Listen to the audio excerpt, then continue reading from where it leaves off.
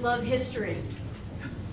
I love learning about the past, making connections between the past and the present, trying to figure out the influence of the past on the future.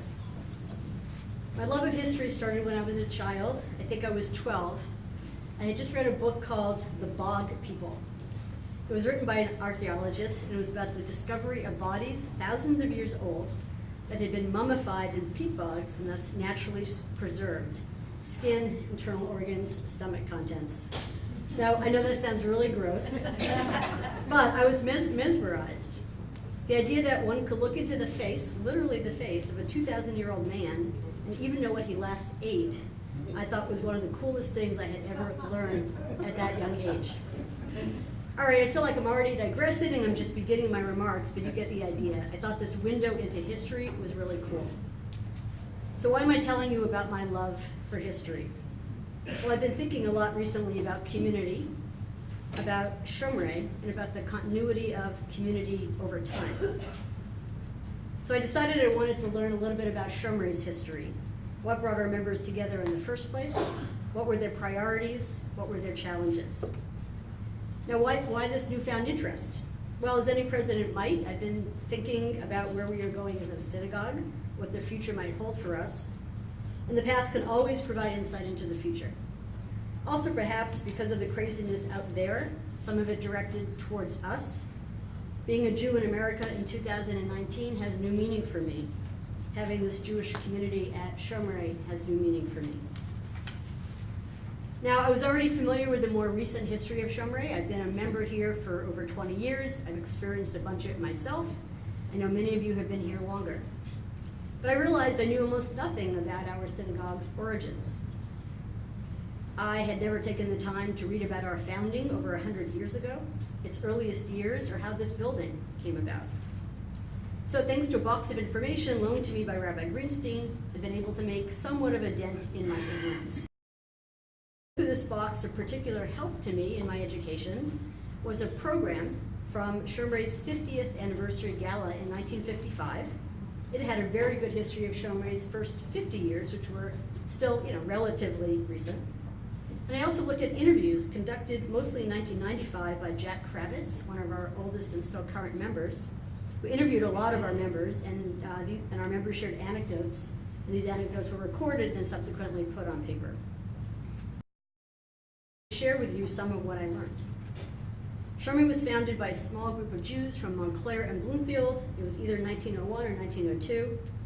And it happened when a local man, Abraham Kurnish, wanted to observe Shiva after the death of a family member. He asked a group of men to join him to make a minyan. And from this first Shiva minyan grew the recognition and the desire among the Jewish community of these two towns, which was a small community and largely poor, that they wanted a synagogue of their own. In 1905, they officially formed a congregation. There were 18 men considered to be the founding members. They borrowed a Torah from a congregation in Newark. During the first couple of years, services were held in the rear of a store in Bloomfield.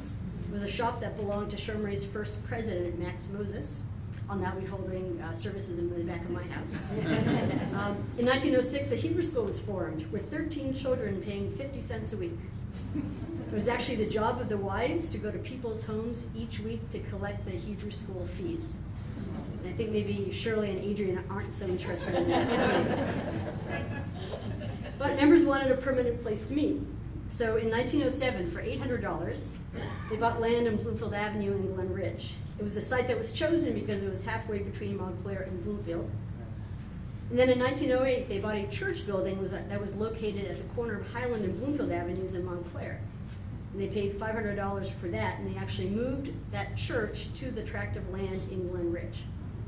It took a while for all of this to happen. Money had to be raised. There were logistical issues with actually moving the building.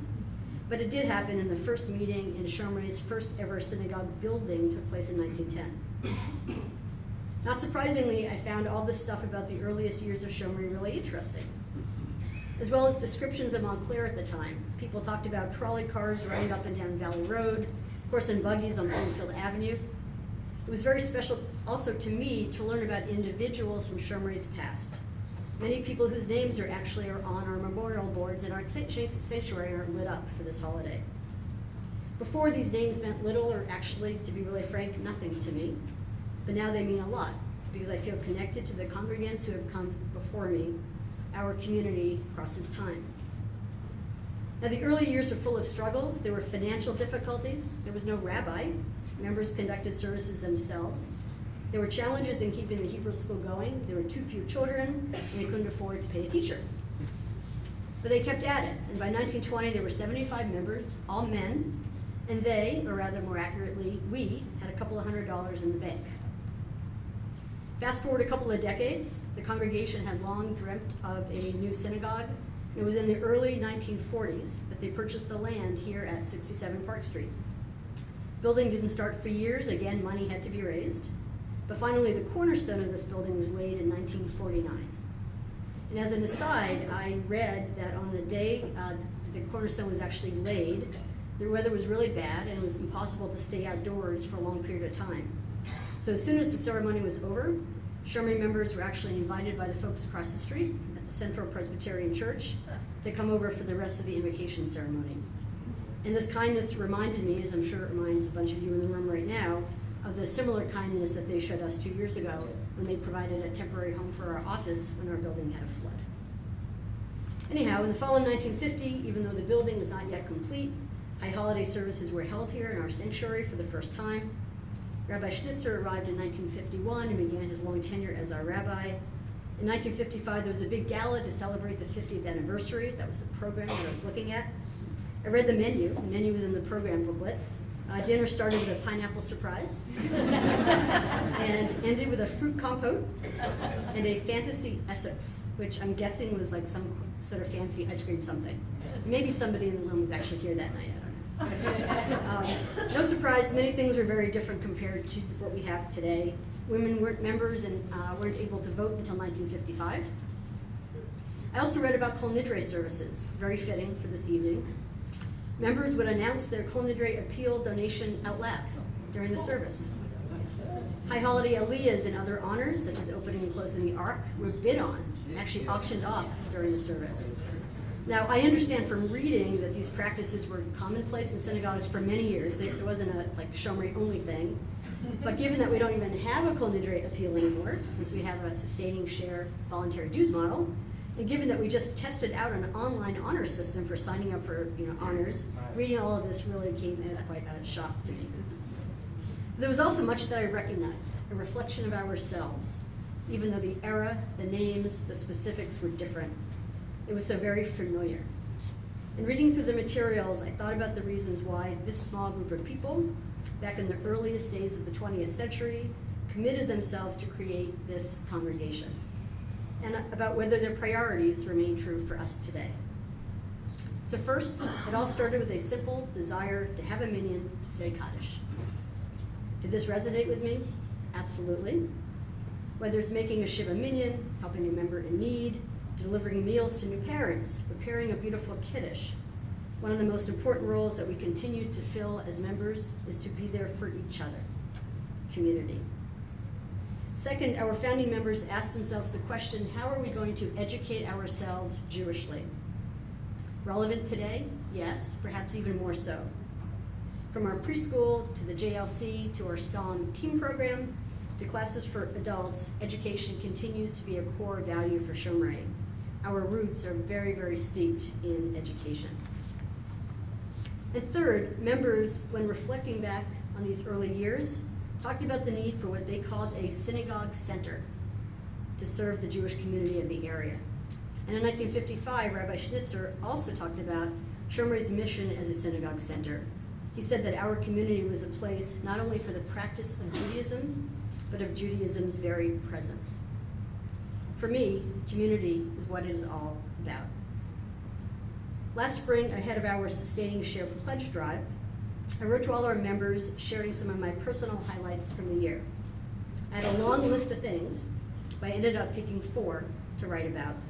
And looking at them now, I realize how each one represents so well for me, community at Shomrei. I wrote about how our synagogue responded when Rabbi Greenstein was on sabbatical. What could have been a very challenging time was instead a time for communal growth. While sure we had some great speakers and guest rabbis, what was most special was to watch our congregants to take an even more role leading services, teaching each other, and opening up their homes for prayer, learning, and song. I also wrote about the new playground that we had just built. What a joy it is to see all the time little kids running around outside enjoying the new equipment and the expanded space. The playground happened through a great collaboration of preschool parents who fundraised and a synagogue dollar-for-dollar match.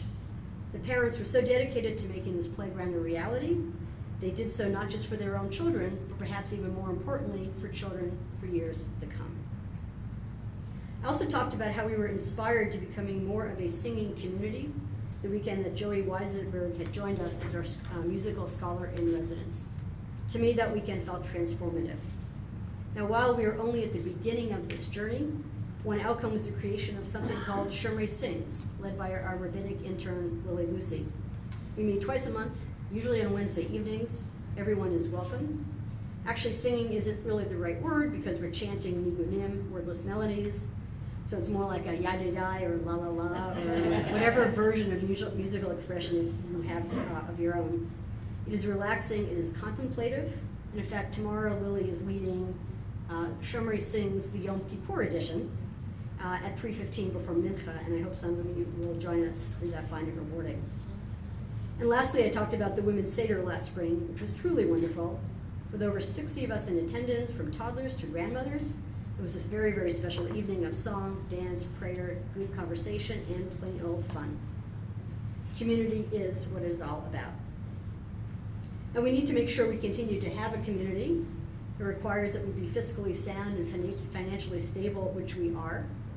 We run a balanced budget. We don't spend what we don't have. Since the start of our current fiscal year in July, we have grown by 12 families, and we warmly welcome all new members into our community.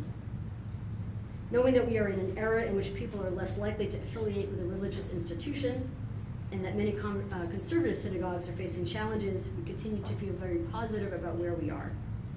But as we've talked about before, we have risk, because a small numbers of families make up a disproportionate share of our sustaining shared contributions. And this risk will increase as more members retire or leave the community. Therefore, we will continue to ask you every spring during our Sustaining Share Pledge campaign to be as generous as you can. Community is what it is all about. In an article about in 2005, one of our former rabbis, Noach Shapiro, referred to Shomrei as a 100-year-old startup. And I thought that description was spot on. We have rich, deep roots. We are grateful for what our predecessors have built, but we don't take anything for granted. In the early years of our congregation, there were plenty of struggles. We have had struggles more recently, and we are likely to have struggles in the future. We are in a good place right now, but we cannot take anything for granted. Our first members were deeply committed to the creation of this community, and we must continue to nurture it. And not just because of some obligation to the institution, though personally I do feel one, I know that many of you here tonight feel the same, but because I think collectively we need this Jewish community for ourselves, now. And I feel this more in 2019 than at any other time in my adult life. We need to be here to make a meaning for each other, to educate our children in our tradition, and to build and be fulfilled by this community. So, what will the president of this synagogue be talking about in 10 years from now? 20 years, dare I ask, in 100? Hopefully she will be talking about the value of community and the enduring strength of the one here at Shomrei. Shana Tova.